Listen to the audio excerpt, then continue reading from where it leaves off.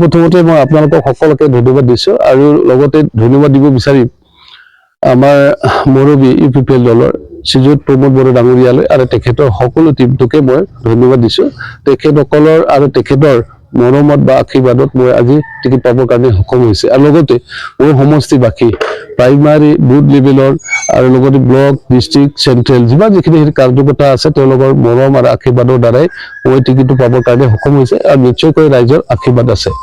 যেহেতু ফেৰগাঁও সমষ্টি কাৰ লগত প্ৰতিদ্বন্দ্বিতা হ'ব বুলি ভাবে কাৰ লগত প্ৰতিদ্বন্দ্বিতা বুলি ক'লে BPF হ'ব ইয়াতে কিন্তু BPF আৰু BJP তেখেতসকলে এলায়েন্স হিচাপে ইলেকশ্যন খেলিব আৰু অন্যান্য দলক খেলিব নিশ্চয়কৈ আন মানে দলৰ পৰাও কেণ্ডিডেট থাকিব তেখেতসকলেও মানে প্ৰত্যাহ্বানটোতো চবৰ লগতে হ'ব না এতিয়া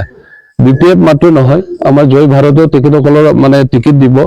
আৰু কংগ্ৰেছতো নিশ্চয় দিবও পাৰে বা তৃণমূল কংগ্ৰেছো দিব পাৰে CPI CPM বিলাকৰো দিব পাৰে ভোটাৰ্ছ পাৰ্টিও দিব পাৰে তেনেকৈ সকলো যিখিনি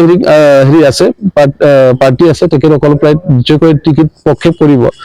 সকলো দলে ভাল আৰু সকলোৱে মানে ইমান সহজ কথা নহয় ৰাজনীতিৰ কথা গতিকে তথাপিও মই মানে চবতকৈ আগত ময়ে থাকিম ময়ে জিকিম নেলছন বড়োক কিয় দিব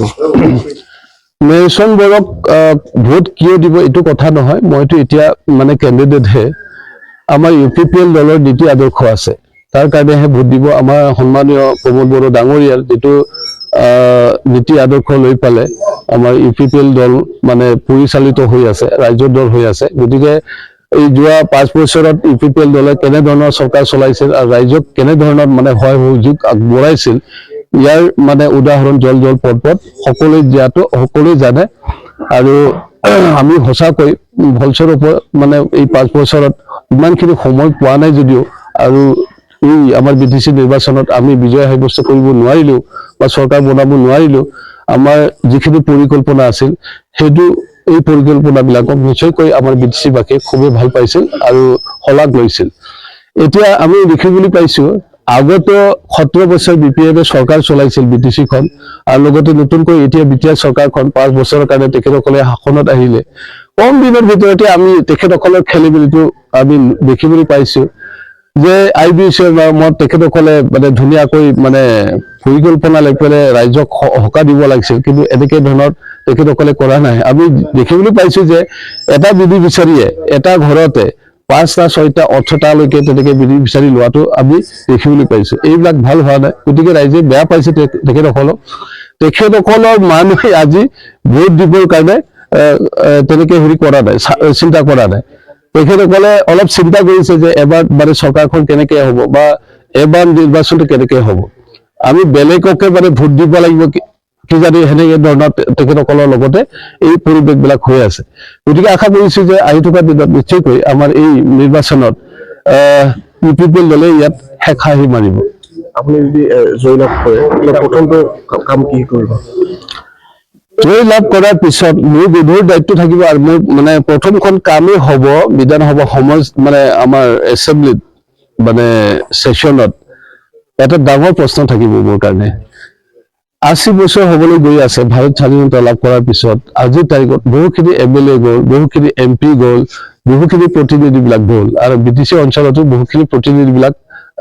প্ৰায় 2005 চনৰ পৰাই হৈয়ে আছে ময়ো 5 বছৰৰ কাৰণে প্ৰতিনিধি আছিলো গতিকে আমি পৰিৱেশ এটা দেখিবলৈ পোৱা নাই ইয়াত মানে বহুখিনি সমস্যা আছে আমাৰ ওদালগুৰি জিলাত আৰু সমষ্টি ভিত্তিতো বহুখিনি নিজা সুকীয়াকৈ সমস্যাবিলাক আছে এই নতুনকৈ গঠিত 45 নং ভেৰগাঁও সমষ্টিত আমাৰ ভূটান সীমামূৰীয়া বহুখিনি সমস্যা আছে তাতে ৰাস্তা ঘাট পদূলিৰ পৰা আদি কৰি লৈ পেলাই স্কুল কলেজৰ বিভিন্ন অনুষ্ঠান প্ৰতিষ্ঠানৰ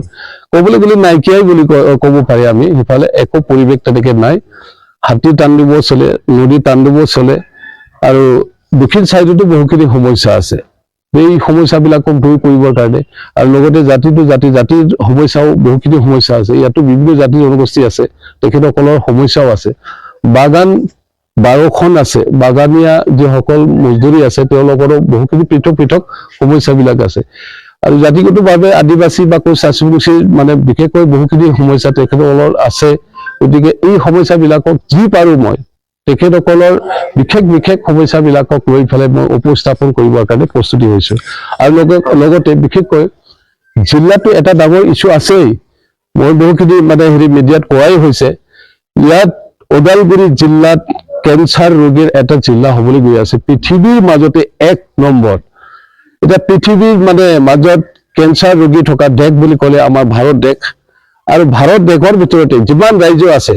আমাৰ নৰ্থ ইষ্টত 1 নম্বৰ আমাৰ নৰ্থ ইষ্টৰ ভিতৰত অসমৰ 1 নম্বৰ আৰু আমাৰ এই অসমৰ ভিতৰত 35টা জিলাৰ ভিতৰত এই ওদালগুৰি জিলাটো 1 নম্বৰ আৰু বিটিআৰৰ এই 5খন জিলাৰ ভিতৰতে ওদালগুৰি জিলাটো 1 নম্বৰ এই 1 নম্বৰ কথাটো কিয় হ'ব পালে ইয়াৰে মোৰ ডাঙৰ এটা প্ৰশ্ন বিধানসভা বুজাত এটা থাকিব আপোনাৰ যদি আপুনি ৰাইজক কি আহ্বান জনাব ৰাইজক মই এইখিনিকে আহ্বান জনাম যিহেতু আমি একেলগে চলিবই লাগিব একেলগে থাকিবই লাগিব জাতি জনগোষ্ঠী আছে ইয়াত জনসংখ্যাও আছে গতিকে আমাৰ সমস্যাবিলাক সমাধান হোৱা নাই এতিয়ালৈকে যদিও 80 বছৰ হৈছে ভাৰত স্বাধীনতা লাভ কৰাৰ পিছত গতিকে একেলগে থাকি পেলাই ৰাইজৰ লগত ৰাইজৰ মানুহ হৈ পেলাই যিখিনি সমস্যা আছে এই 5 বছৰত 1825 দিন হয় এই 1825 দিনত নাই বুলিও 1700 মান দিনটো ভাল কাম কৰি পেলাই ৰাইজৰ কাম কৰিবৰ কাৰণে মই চেষ্টা কৰিম আপ্ৰাণ চেষ্টা কৰিম শদিয়াৰ পৰা ধুবুৰীলৈ বৰাকৰ পৰা ব্ৰহ্মপুত্ৰলৈ সকলোৰে মাজত চিনাকি এটা নাম প্ৰাতঃ টাইম থলুৱা ভাষা কৃষ্টি আৰু সত্য বাতৰিৰ আধাৰত প্ৰতিষ্ঠিত খবৰ প্ৰাতঃ টাইমৰ প্ৰতিটো বা বাতৰি পুংখানুপুংখভাৱে চাবলৈ Facebook YouTube website Twitter Instagram আৰু ব্লগাৰ পেজত লাইক আৰু ফ'ল' কৰক